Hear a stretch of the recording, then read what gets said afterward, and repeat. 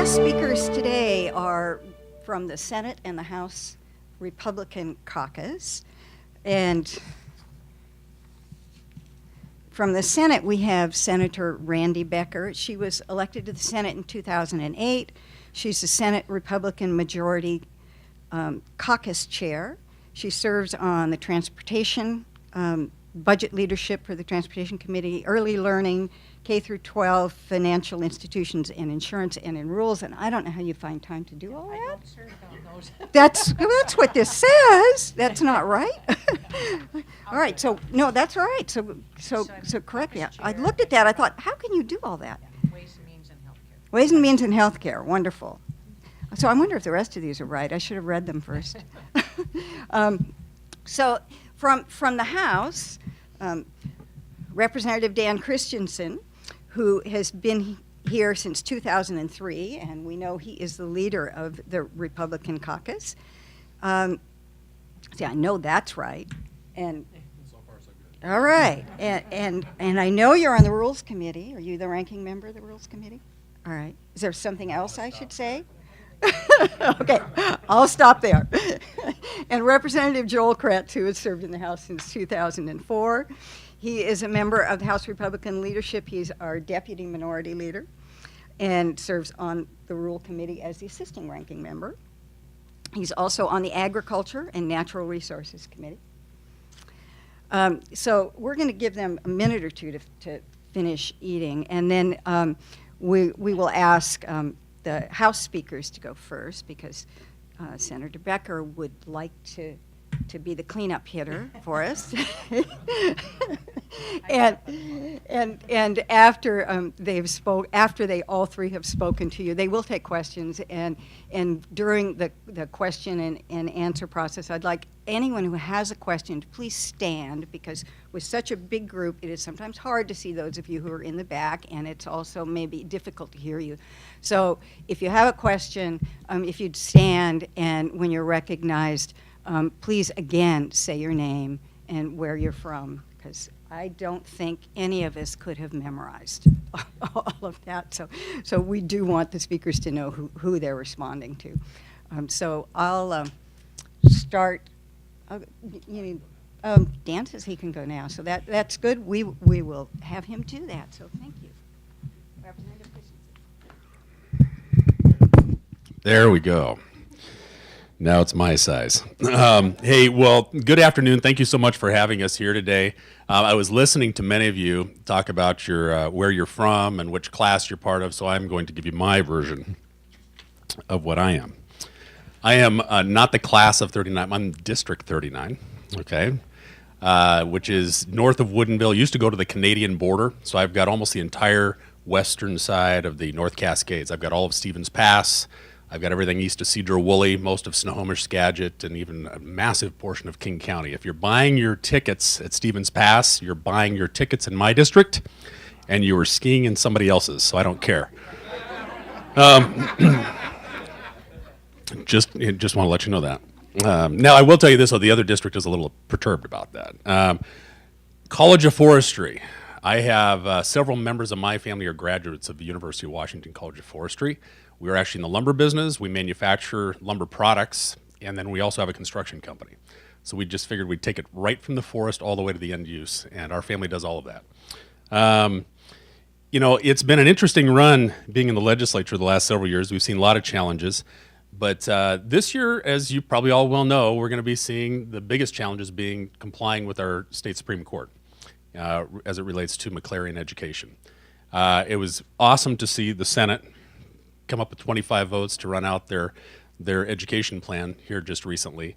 Now, you know, let's just please understand this. This stage of the game, anything you see that's coming out of the House this early is going to be subject to a lot of ridicule. But you know, they worked for months on this, as did my caucus. We had a team that's been meeting since last spring. You know, we get paid the same amount whether we're working in Olympia or not. We've kind of figured out our hours. I put in just under 40 hours in 3 days last week, and I'm going to have a beef now with OSHA and WISHA and LNI and stuff because we don't get paid anything extra to do this job. And it's full time for many of us. It's year-round. We're on the road a lot. I put on tens of thousands of miles traveling around the state of Washington. I can guarantee you I've been in all of your districts several times. I live in the Monroe area. I'm a small business guy, and the one thing I do, and actually we're members of this association. Shh, don't tell, there might be a little conflict of interest there. But we actually are members of several trade associations. But what's key to understand, especially for those of you who are not familiar with the legislative process and who these people are that are down here is, you know, shortly after I was elected, there was a little group down here that went and did the bios on all 147 legislators, and at the time, 77% of the legislators did not come from the private sector. Now, don't get me wrong. They were experts in what they knew. They were doing a great job, most of them anyway, for whatever agency or other government job they had. But why this, I think, is important for you to understand is if they were not on the receiving end of what government does, it makes it very difficult for them to understand the impacts that the decisions they make on your behalf, how they really impact you. I cannot tell you how many times I've heard somebody say to me, another legislator say to me, it's just a little tax. Hundreds of times. We'll take hundreds of times hundreds of little taxes, and guess what happens? You end up with a massive tax. And if you've never worked in the private sector, if you've never had to compete not only with that other business down the street, but in our case, nationally and internationally, you have a competitive disadvantage when you're working with a bunch of legislators who don't, in many cases, even know what a P&L statement is. That's profit and loss for those of you who are still in. But you know, a true story is when I was elected, the chair of the Economic Development Committee, who was appointed by the Speaker of the House, whose job was to deal with policy as it relates to the economy of Washington State, did not know what a P&L statement was.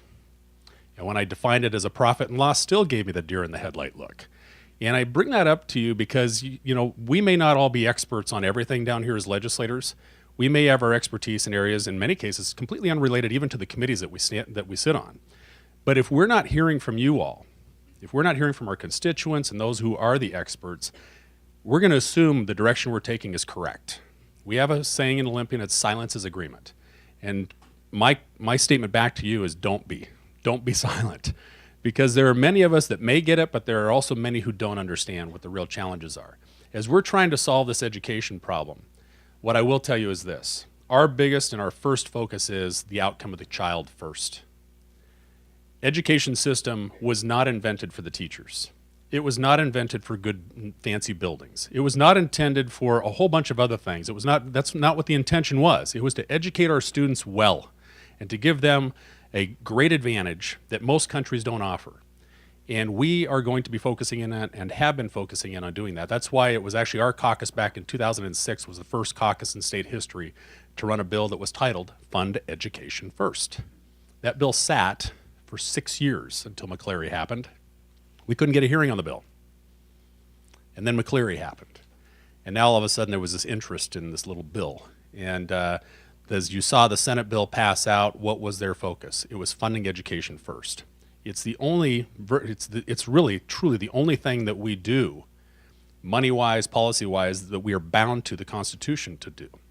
And if we're not going to take up our priorities that the Constitution, which we all raised our right hand and swore to uphold as legislators, if we're not going to take that seriously, and instead we're being pushed around by some special interest groups down there in Olympia, then we're going to lose what our priorities are. You know, as legislators, we're asked to do some pretty crazy things.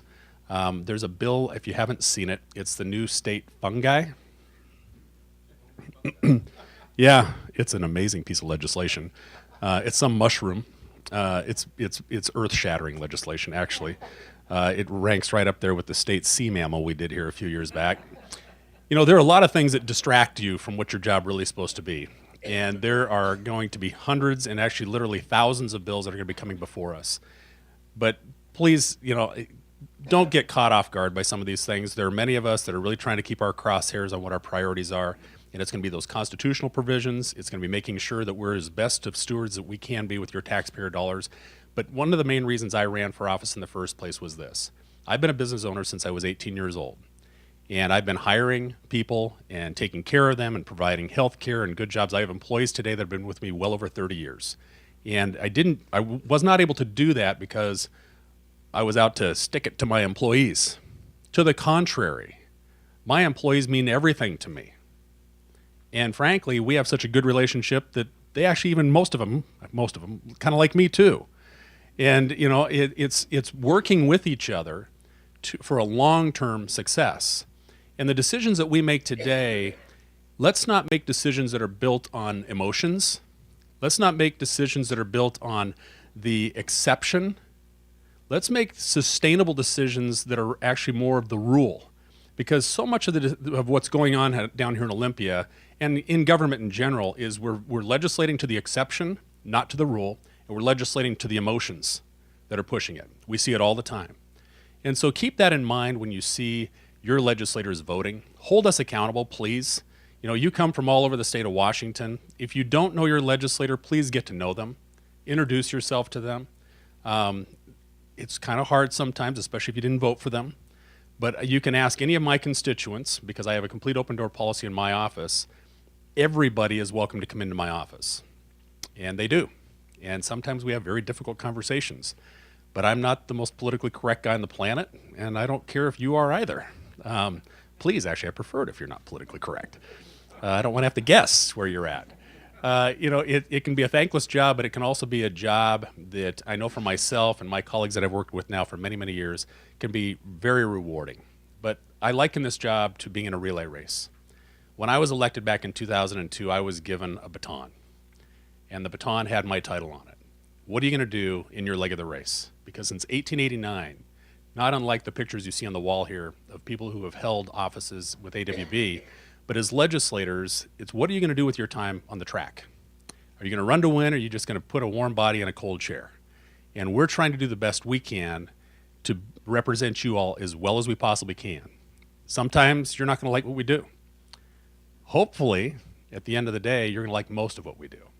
I will tell you that in the last two budget cycles, when we've come up to these really close numbers, we're a virtual tie between the House and the Senate.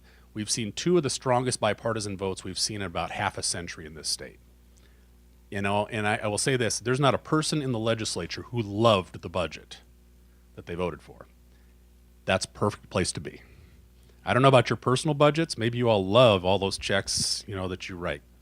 Any utility guys around here? Yeah, sorry. Any of you, you know, Comcast? Anybody Comcast? You know, I mean, my point being is you may not like everything about your own personal budget, right? But you've got to govern your own home, and we've been hired by the citizens of the state to govern this state. Sometimes that means we've got to make tough decisions, and this challenge we're going to be dealing with education dates all the way back to the 1960s.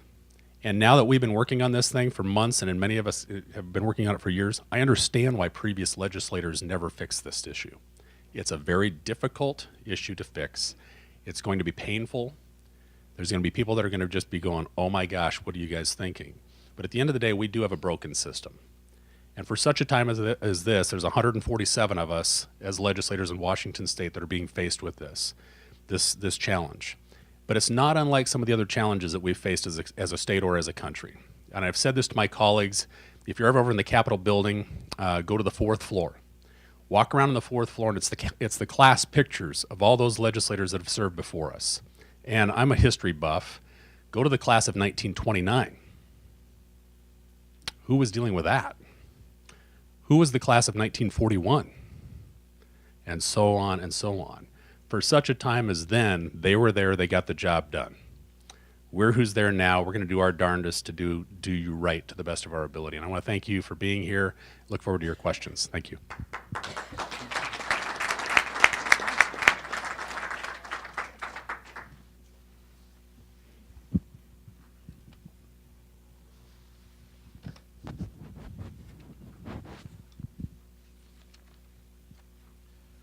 Well, thanks for being here today. It's always good to come down. I was thinking about some of my first trips to Olympia about 14 years ago. Worked with several of you on the road maintenance and abandonment plan. Interesting thing that we had to get fixed. And I remember going in as just a citizen and lobbying legislators. And one of the first ones was Dan Kristiansen, who was newly elected. And I remember walking out thinking, boy, this guy's not going to last long.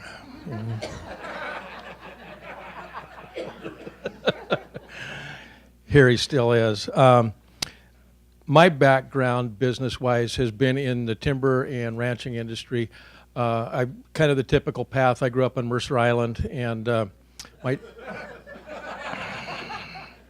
My dad was in the timber industry. He had things going on in the Cascades and in the Olympics, so it was kind of mid-distance for him. But as soon as I could, I got out of there and logged all over the coast for many years. And I had a decision to make late in my career there. We had paid off all the logging equipment. And when you have a point like that, you celebrate for a couple minutes, and then you start thinking, what do I do next? And you've got two choices. Either you reinvest, probably several $1 million, or it's all going for taxes. And I thought, before I do that, I am going to go through the books and just kind of see, kind of have a more informed decision. And the conclusion I came to, I'm thinking about, I'm working 60, 80 hours a week usually. Lots of risk. Every time you put a log truck out on the road, you're at risk. Put a guy in the woods, dangerous business, high risk, and a pretty low margin most of the time. And really what I came up with was my function in life was a revenue producer for the state of Washington. And you get all the headaches that go with that. And I just got reminded of that, actually. We made a decision that if we can't do it with our family, we're not going to do it. So horrible business model, but that's really what I think the regulations in this state have pushed a lot of people into. I don't ever want to hire another person. Made that mistake this year, hired a campaign person, and I've got someone downtown right now trying to get it all straightened out with L&I and UI and all that good stuff. Good reminder, never again. But really, I think that is the impact of the layers and layers of regulations that we've been put under. Like Dan said, every one's just a little thing usually. But when you're spending your days filling out forms, and I was finding when I was still logging, I was spending most of my time toward the end, not in the woods where I wanted to be. I was sitting in the office trying to keep things straightened out. And I don't think most people in Olympia really understand the cost of regulation on business. I wanted to mention one bill that we've got this year, well, maybe a couple. Norma Smith has been doing great work on regulatory issues. She's got the House Bill 1120, which I know AWB is working on. There's several other ones that I think are going to make a difference. But I would like to see us get back to where you can realize the American dream and do it a little bit better without having to feel like you're fighting government the whole way through, which is absolutely how it feels to me right now. I've got one of the poorest districts in the state. It hasn't always been that way. It's Northeast Washington, Okanagan, Ferry, Stevens, Ponderay, and part of Spokane. Traditionally natural resources. What have we done up there that's changed that? Well, we've shut down most of the timber harvest. I think they're taking 6-8% off the usual cut off the Okanagan forest now. Same thing on the Colville, although we've had some success boosting that a little bit. The mining industry is almost non-existent, thanks to us right here in Olympia, and I'll include DC on that. Just one example, we had Kinross Gold has been there. The first version of the mine took 20 years to permit and $100 million. That's not construction, that's permitting process. Now, to keep it going, they were looking for more reserves, which involves really intrusive work, like you drill 2.5-inch holes in the ground. And we were told by the agencies we'd have a 2-year wait, and they'd be ready to go, hoping that we could find it and move on to keep the mine and the mill going. 7 years in, still no permits, no end in sight, and I can tell you board of directors don't look very well on that sort of a thing. I talked to mining executives from around the world that have opened them everywhere. And they said the only reason we're here is there's at least a rule of law in the United States. If we get a mine going, it's not going to be seized. And the environmental regulations in the state of Washington are really complex. A lot of them are ridiculous. A lot of them don't have anything to do with protecting the environment. But we can actually even deal with that. But we've got to have certainty on permitting, period. I mean, if you're going to ask somebody to come in and drop $100 million, they may be able to wind their way through the system, but they want to know when the answer is. And even if it's no, then they've got a chance to appeal. But what we've seen here is drag it out, drag it out, drag it out. One company gives up, another one might try it, but it's death by 1,000 cuts. And they want to know when they can start getting a return on their investment. So we've got a number of bills here. Norman's is a great one. There's 4 or 5 other ones that are going to start attacking that regime. We get tagged with the anti-environmental hit piece on us, but I think what we're about is we want to see environmental regulations that actually help the environment, which seem to be rare to me. I guess I mentioned the RMAP thing. I remember standing in a creek where they wanted me to spend $12,000 to put in a fish-friendly culvert. And we were standing in the middle of the creek arguing ankle deep in dust because the creek only runs for a month or two out of the year. And I could not see any benefit to the environment to spend 12 grand putting a new style culvert in there. So that ended up going into some good things. We got things prioritized. They weren't doing as many stupid things like that, but they'll have 3 or 4 more every session. We see those coming. So it's good to see people going through ag forestry. It's I think one of the best training programs we've got in the state. I think we need to move away from the model of just fighting. We're really good at it in the 7th District, trust me. But we've had some successes. We've got some challenges. We're working on wolves right now. We've got one rancher just came in about 70 head short from wolf depredations this summer. You can't have that. I do see some progress with some of the environmental groups, some mostly local, dealing with people in the state. And we've been sitting down and talking, and it's not comfortable, but we're making progress. And so that's kind of the thing I'm focusing on right now is some of those kind of efforts to where you get in the room, you understand each other, you've got a chance of doing something, and hopefully we can come out with something workable. If not, we can go back and fight. But I'm hopeful we're making progress on that. And there's some efforts, people in this room that are working on some of the forestry things, particularly in the Colville National Forest. There's some in the Okanagan.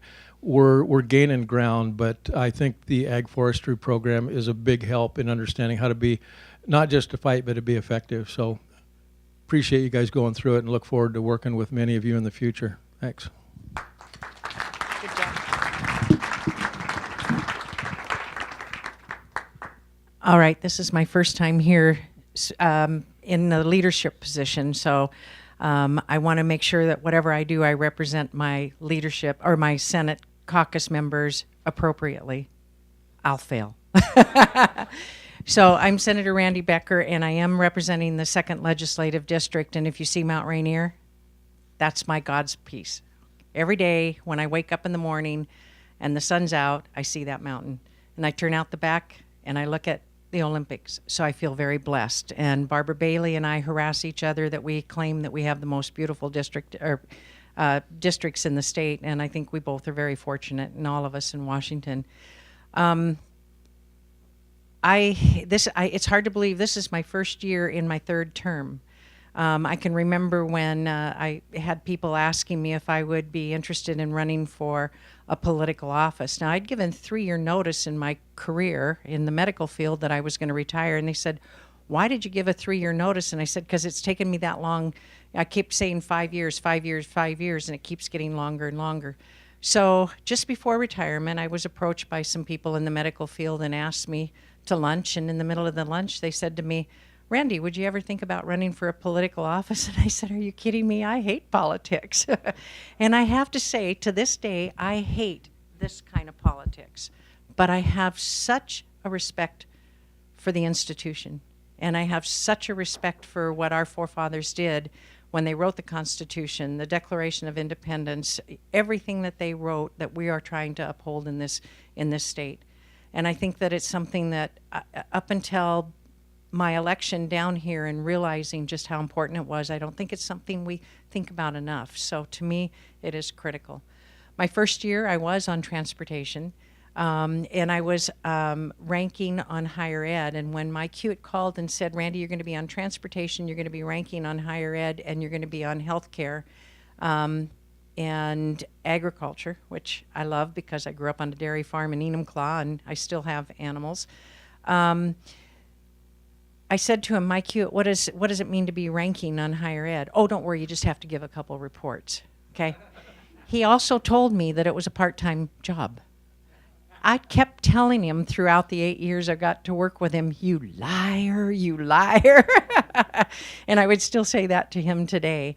When I went to my first healthcare ranking meeting was with Derek Kilmer, and they're going through all these processes and whatever, and when we were all done, I said to Derek, may I talk to you for a moment? And he said, of course.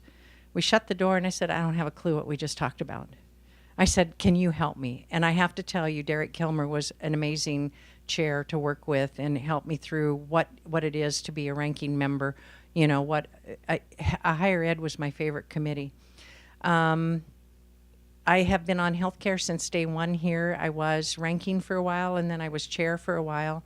I retired, as I said, out of the medical field. I was in it for 24 years. I started out as a receptionist, got promoted into billing, got promoted into management, and then when I went out from that company, I actually went into the first person in management, and then I retired. When I retired, I was a medical practice administrator. I did have the responsibility for a multi-million-dollar budget. I did have the responsibility for hiring all of the staff. I did have people say, I know you don't pay quite as much, but you have such a reputation, we want to work for you anyway. I do believe in the employee. I don't think it's all through regulations that we address employees, just like Dan said. I do believe it's through individual respect and trust and treating people in an honest and open environment. I do believe that if a person has the knowledge that you have an open door policy to come in, I always said you can come in with any gripe you want to. Just come in with what you think might be the solution as well.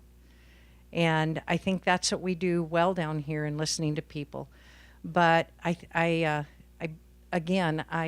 am now as caucus chair learning so many different things because I so immersed myself in healthcare that I didn't know about some of the other things. So what I'm finding is that it is exciting. It's the most exciting thing I've ever done to now meet with the governor every other week, meet with the House every other week, D's, meet with the House R's every other week, sit down with you all and go to meetings at 7 o'clock in the morning and learn more.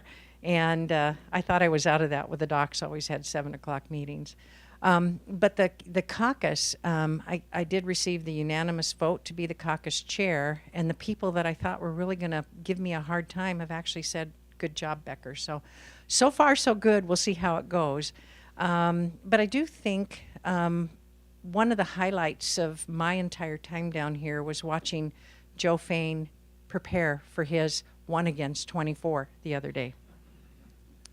And having Jeannie Gurrell, the Senate staff person, the legal person, and watching them go through, if this happens, this is the scenario. If this happens, this is the scenario, relating it back to the Constitution, relating it back to the rules. It probably, I can tell you, was no less than a 4-hour process.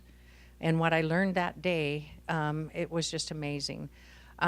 So my hat's off to Joe for standing up and fighting for the institution. He believes in it. I think all of us do. The other thing that it was a highlight is yesterday when we passed the education bill, and watching people react in the different ways. But when we can guarantee, mind you, guarantee each school district $12,500 per year for their students, wow, that's quite a deal. I mean, there's no playing with that money. But not only that, if you have children with special needs, another $7,500 a year to make sure that they're addressed. And looking at the low income, the ones that qualify for free lunches, et cetera. The program, from my perspective, is all encompassing. So I hope people take it seriously. We have to address the real ID this year. You know, this is a real big thing in Washington State. I think we can do whatever we want to in education, but when that person can't get on that airplane with their driver's license, we're all going to hear it. So I just want to say thank you. My door is always open. It's kind of hard to get in sometimes because it's busy, but the people that I want to meet are the people that I've never met before, and I want to hear your stories and what we can do to help. So thank you very much.